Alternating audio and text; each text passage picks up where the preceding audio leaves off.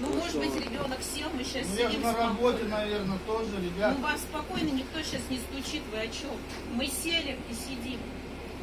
Я 2 раза слышал. Ну, хорошо, хорошо, она если Ну, села. давайте будем сейчас разбираться, да? Ну Мы давайте не поедем лучше. разбираемся.